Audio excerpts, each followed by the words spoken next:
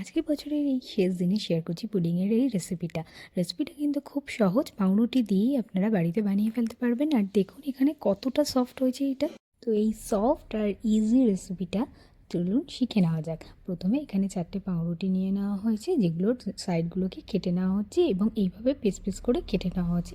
এবার আমরা পাউরুটিগুলোকে গুঁড়ো করে নেব এবং অন্যদিকে একটা কড়া বা প্যান বসিয়ে সেটা শুকনো থাকতে হবে এবং সেই অবস্থায় দিয়ে দিতে হবে 5 চামচ মতন চিনি।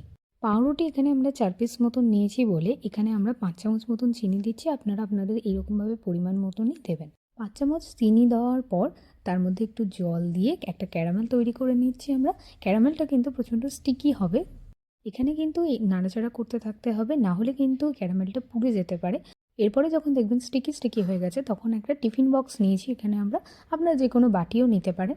তার মধ্যে এরকমভাবে চারিদিকটা ছড়িয়ে দিতে হবে। এরপরে আমরা এখানে নিয়ে নিয়েছি দুধ, আর হালকা একটু গরম করে নিয়ে তার মধ্যে দিয়ে দেওয়া হয়েছে এই পাউরুটির যে গুঁড়োটা করেছিলাম সেটা। আর তার সাথে মিক্স করতে হবে, এখানে গুঁড়ো চিনি দিয়েছি আর এরপরে 1 চামচ মতন কাস্টার্ড পাউডার।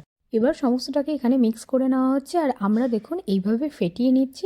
আপনারা চাইলে এখানে ব্লেন্ডারেরও ইউজ করতে পারেন। এরপরে যে বাটিটায় আমরা ক্যারামেলটা রেখেছিলাম তার উপরে এটাকে আমরা ঢেলে দিয়ে টিফিন বক্সের ঢাকনা দিয়ে ভালো করে আটকে নেওয়া হচ্ছে। এরপরে অন্যদিকে একটা কড়া বসিয়ে তারপরে জল দিয়ে আর একটা স্ট্যান্ড দিয়ে এরকমভাবে টিফিন বক্সটাকে দিয়ে একটা থালা ইউজ করা হচ্ছে। থালাটাকে এমনভাবে চাপা দিতে হবে যাতে কোনো হাওয়া বাতাস না ঢোকে এবং আধ ঘন্টা ভাপে রেখে তারপরে ঠান্ডা হলে 2 ঘন্টা মতন ফ্রিজে রাখার পরে রেডি করে ফেলুন। আর রেসিপিটা যদি ভালো লেগে থাকে অবশ্যই লাইক, শেয়ার, সাবস্ক্রাইব, কমেন্ট করে পাশে থাকবেন।